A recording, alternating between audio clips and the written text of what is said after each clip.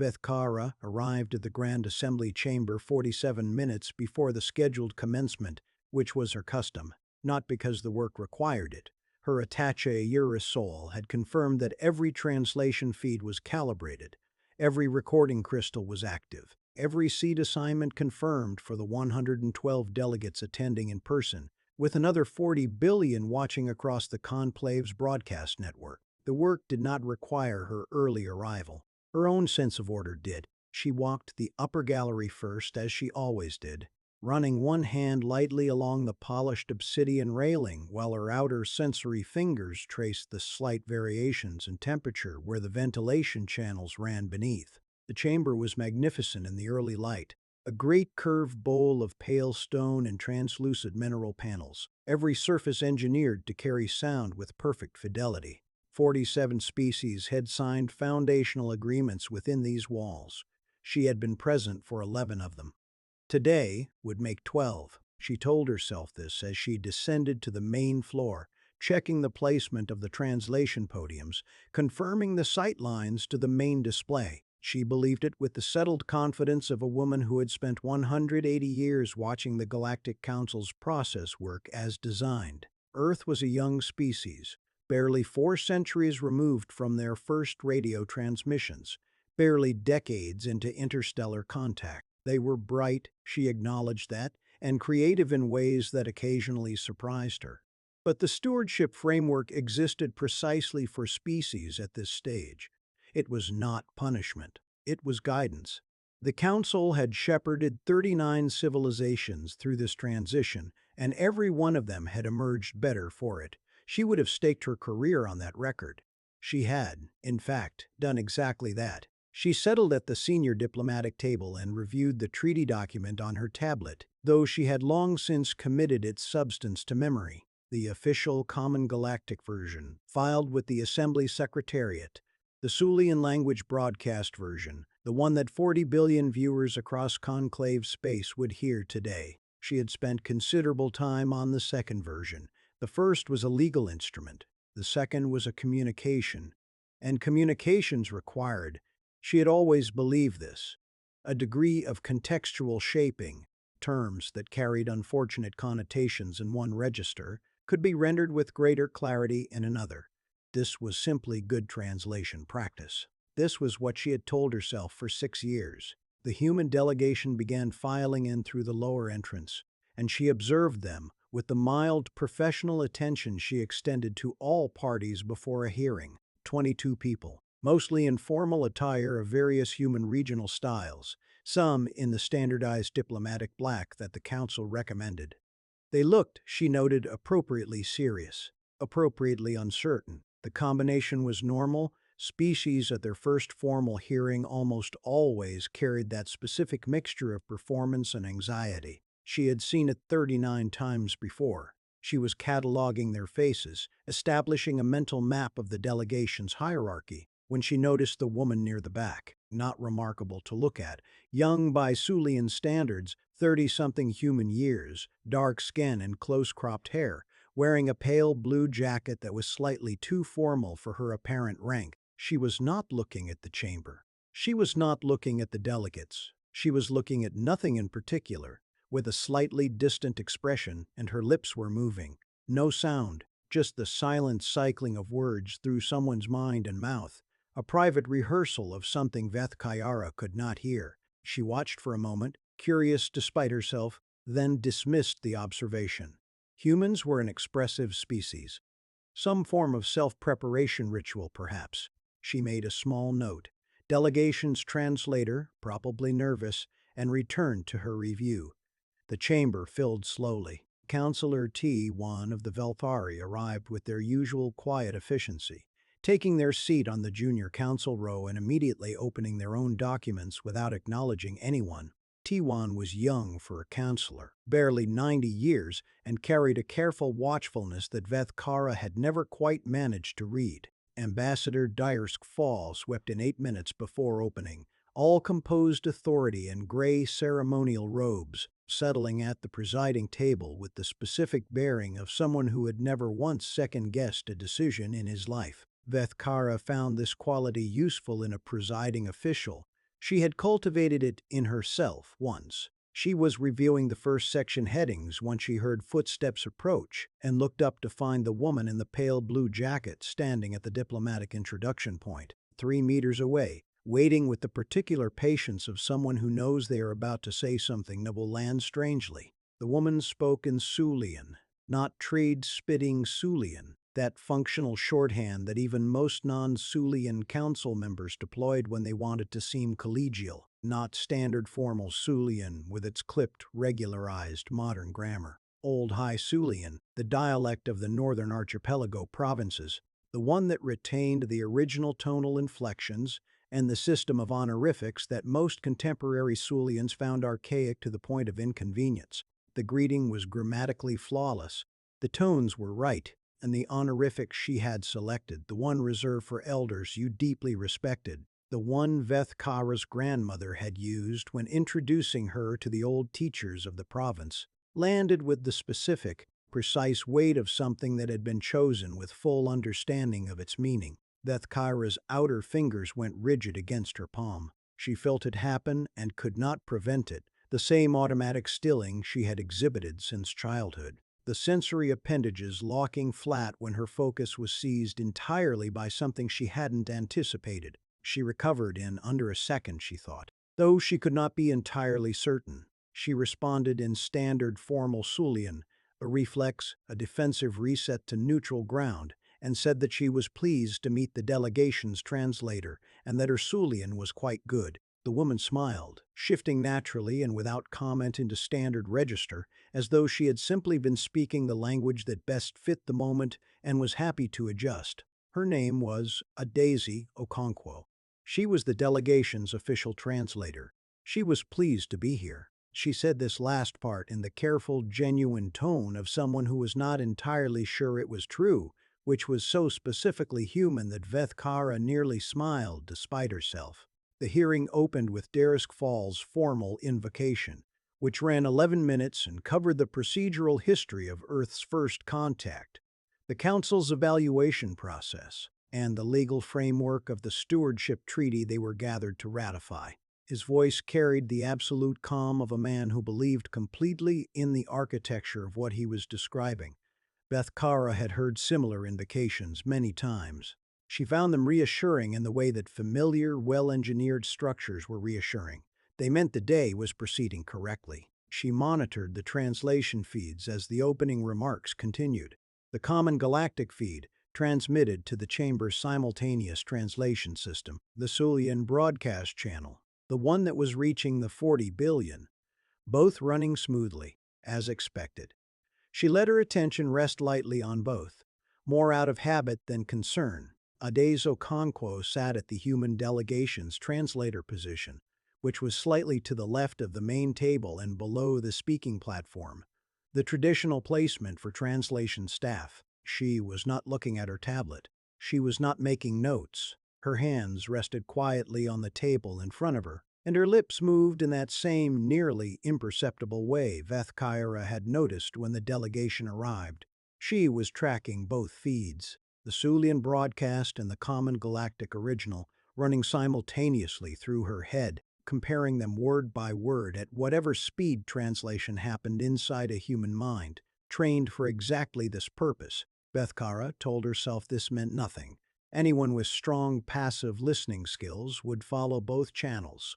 It was professional due diligence. She was telling herself this when, between the third and fourth procedural clauses, Daisy reached sideways, opened a modest metal thermos, poured a small cup of something that smelled warm and faintly botanical, and offered it without comment to Counselor Tiwan, who was sitting at the adjacent position. Tiwan stared at the cup for a long moment with an expression of pure structural confusion, then accepted it out of what appeared to be sheer social bewilderment. Veth-Kaara watched the counselor take a careful sip and maintain a perfectly neutral expression with visible effort.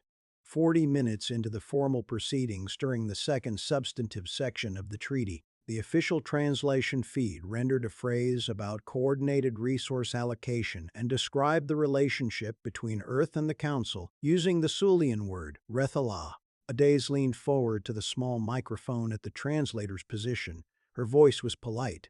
It was almost apologetic. She said that she wanted to raise a point of translation clarification if the chamber would permit it, and she was sorry for the interruption. The chamber permitted it. She said that the Soolian term Veth-Kaara, as used in that clause, did not carry the meaning of cooperative management between parties. The term's legal etymology could be traced to a maritime commerce treaty from 340 years before the current council charter, in which it specifically denoted extraction rights held unilaterally by the dominant contracting party. She cited the original treaty by its assembly registry number. She cited two academic publications that had analyzed the term's legal history in the context of stewardship agreements. She noted that the current common galactic text of the treaty used a phrase that translated more accurately as mutual resource stewardship, and that Veth-Kaara was not a synonym for this concept in any standard or specialized legal register. She said she was sorry again for the interruption and asked if this was a helpful clarification. The chamber went entirely silent. Not the polite silence of a pause in proceedings. The specific, pressurized silence of approximately 112 species representatives simultaneously recalibrating what they thought they were attending. Veth-Kaara felt her skin respond before her mind could intercept it, a single pulse of bioluminescence beneath her collarbone, visible through the pale gray of her formal jacket, bright enough that Iris Sol, sitting 2 seats to her right, turned to look at her. She did not look back at Iris Sol. She was watching Dyer's fall. His stillness was total, the kind that preceded a very specific kind of response. He said with the measured grace of a man who had never lost control of a proceeding in his career, that this was a well-documented area of linguistic evolution. That terminology in the common galactic legal corpus had undergone significant semantic drift over the centuries, and that Appendix 7 of the treaty document contained a clarifying note on precisely this question. Adaze said she had read Appendix 7. She said she would like to discuss the footnote. She said this in the pleasant, focused tone of someone who had also read everything written before, after, and adjacent to the footnote. And she waited. Veth-Kaara felt her postural compression beginning and caught it. Her shoulders had begun their inward pull, the old aquatic instinct from ancestors who had folded themselves small to fit into tide crevices when threatened. She straightened deliberately. She laced her fingers together on the table in front of her, pressing them down, and watched Dyer's Fall attempt to contain the situation with every diplomatic instrument he had been given by 6 centuries of council training. He could not. She knew it before she could fully articulate why she knew it.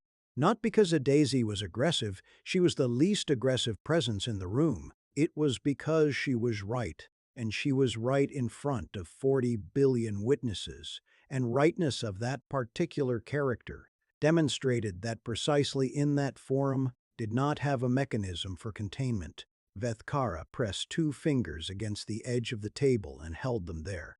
Over the next 90 minutes, Adaze worked. There was no other word for it that felt adequate. It was not an attack. It was not an argument. It was the careful, methodical work of someone who had spent years preparing for a very specific task and was now doing it with the focused attention of a person for whom precision was not a strategy but a fundamental orientation. She moved through the treaty clause by clause, pausing at 8 different points, presenting at each pause a concise and thoroughly sourced analysis of the gap between the common galactic text and its Soolian rendering.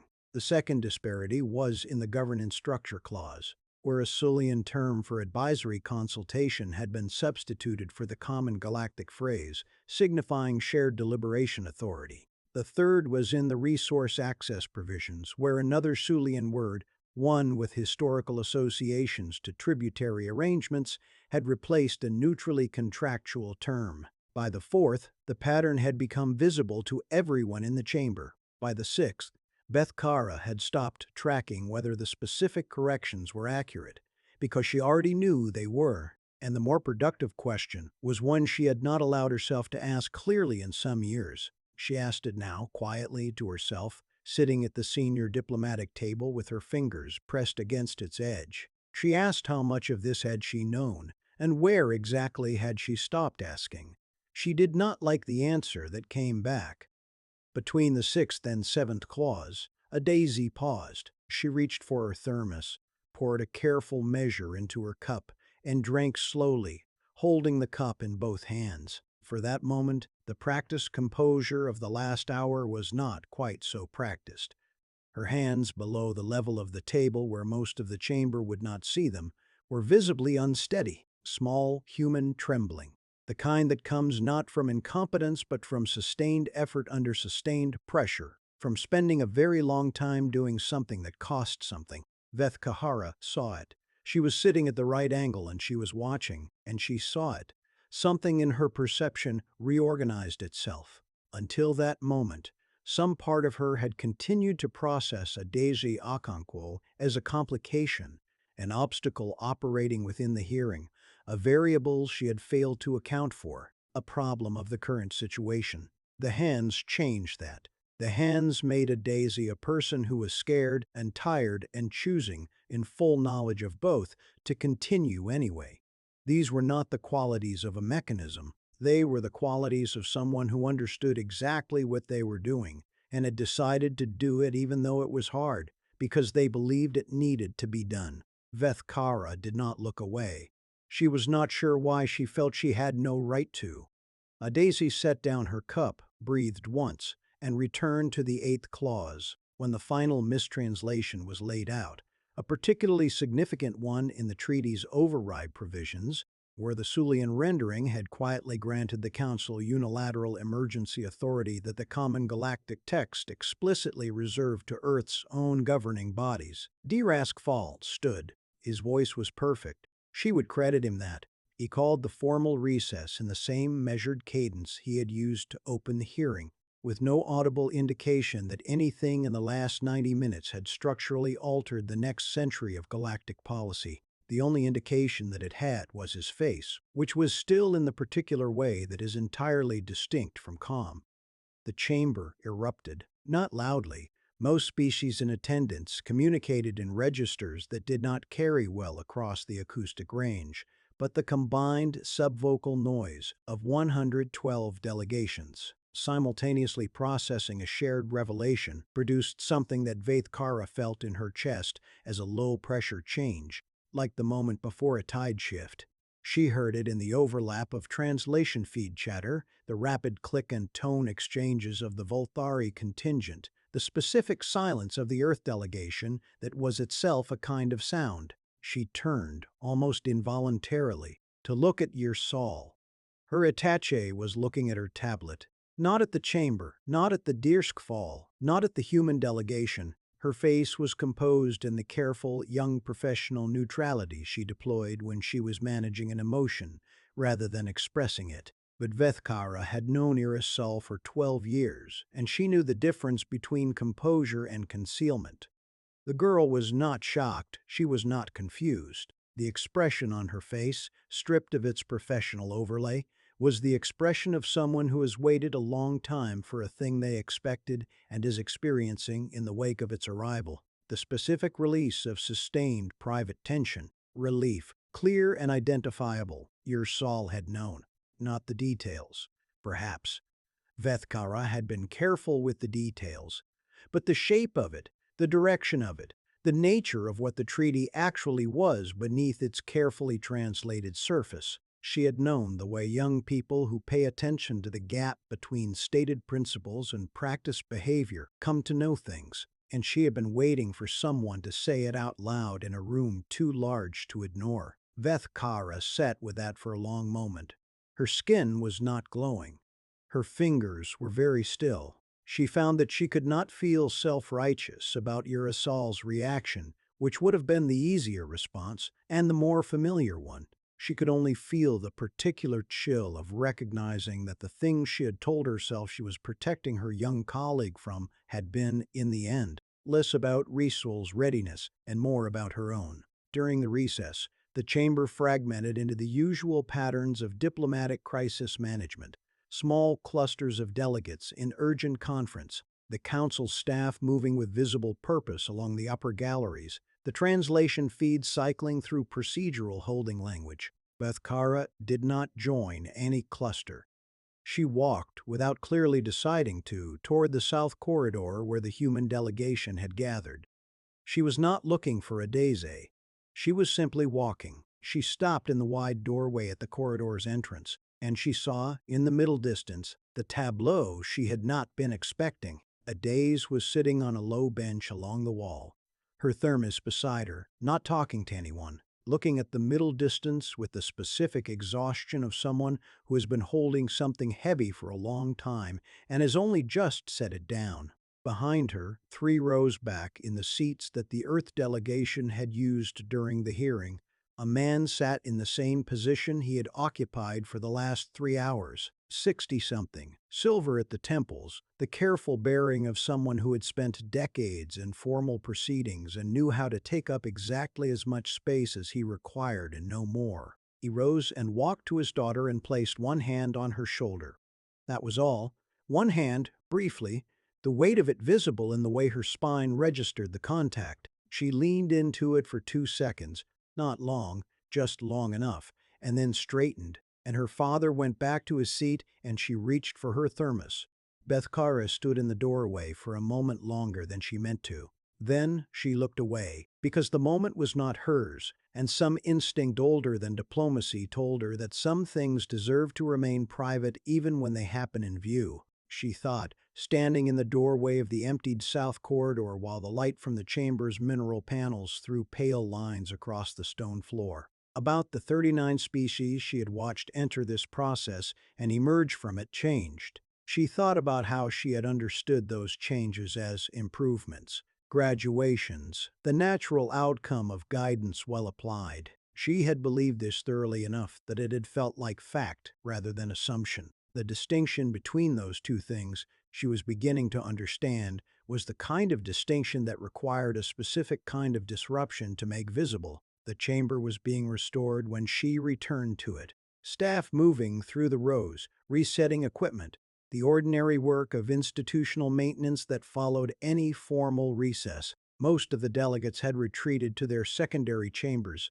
The room was large and quiet in the way rooms are large and quiet when they have recently held something significant. Soolian Conclave was still at the translator's table, packing her materials with methodical care. Her jacket was folded over the back of her chair. She looked younger without the formality of the hearing. Smaller somehow, though her height had not changed, as though the chamber had been lending her some of its structure and was now asking for it back. Veth-Kaara crossed the floor and sat in the empty chair at the adjacent position.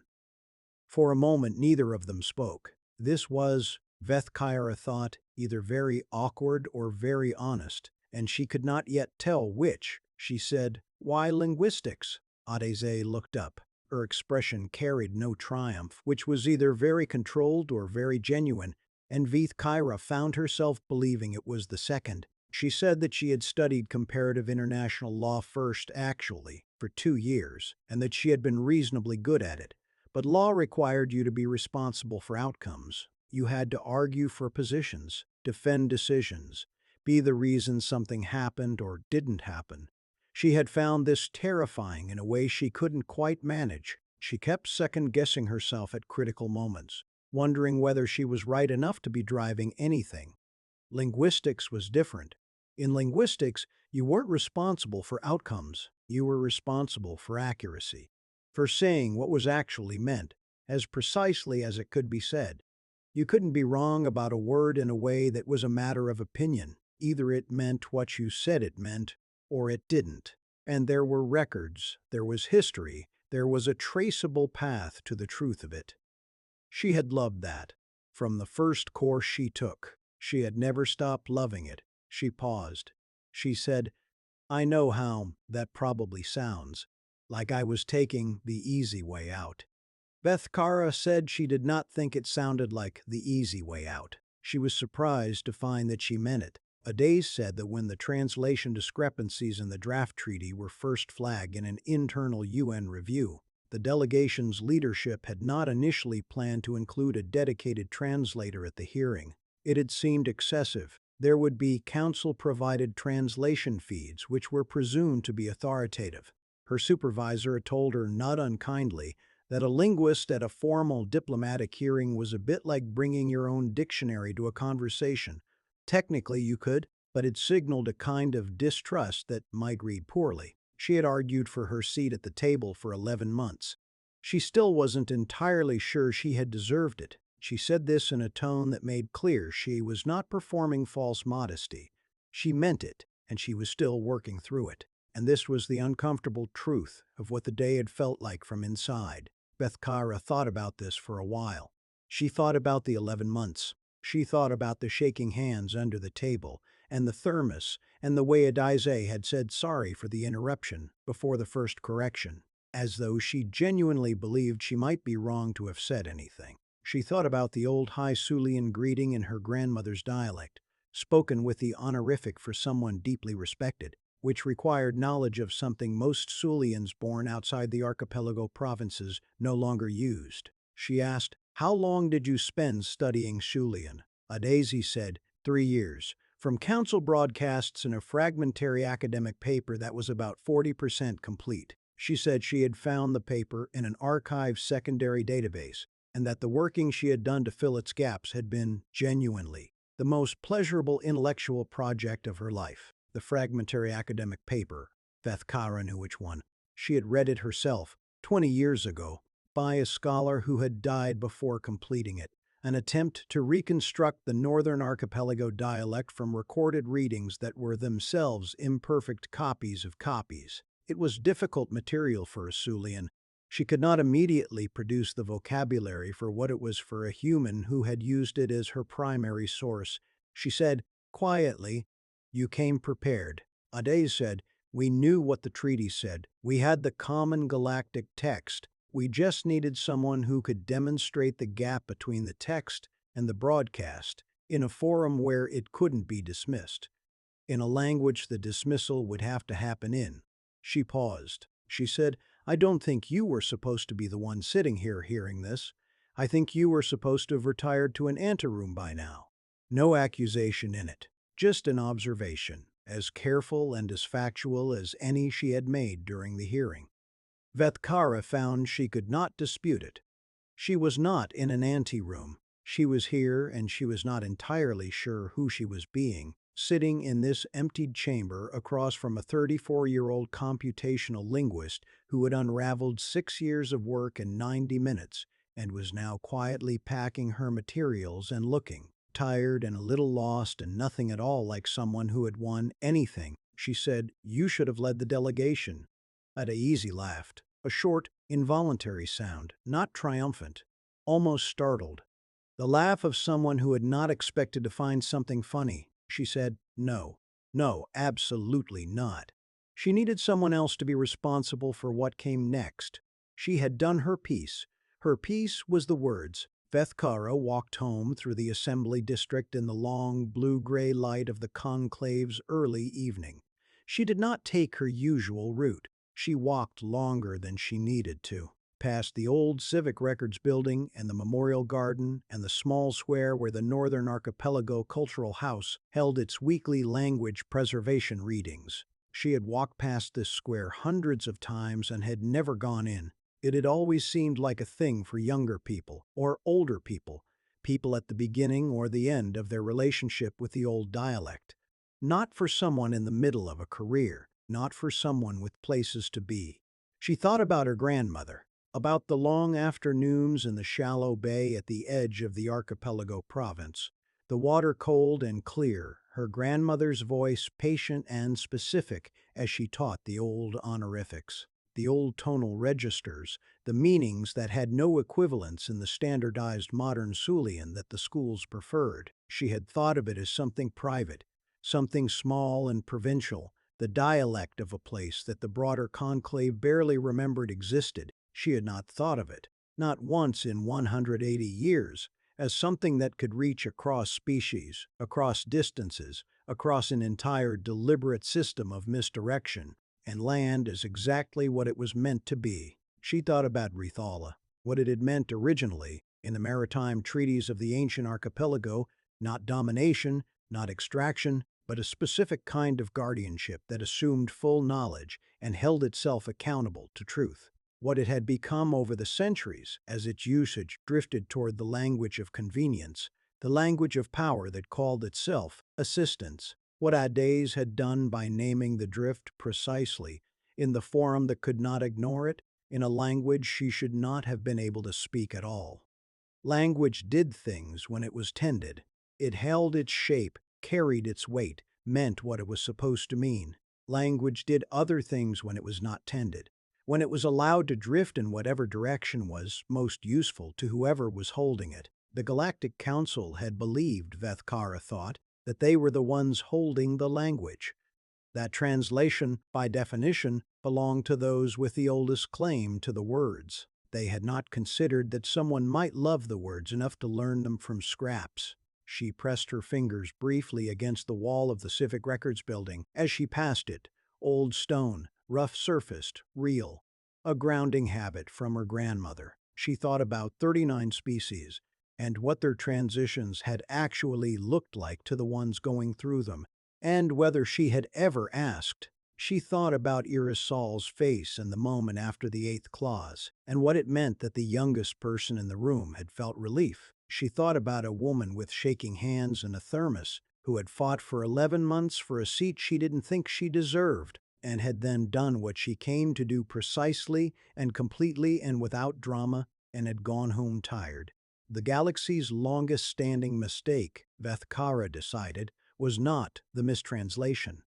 The mistranslations were symptoms. The mistake was older and more structural. The assumption that understanding belonged to those who were already understood, that competence must present itself through the right institutions, in the right register, to the right audience, before it counted. She thought about a greeting in a dead dialect, spoken by someone who should not have known it, offered freely and without agenda, simply because it was the most accurate way to say what she meant. She thought about what it was to say what you meant. She thought she might, before the week was out, walk into the language preservation reading at the small square near the cultural house, not for any strategic purpose, not to demonstrate anything, simply because her grandmother had given her something and she had been too busy for too long to notice how much she had needed it to still be there.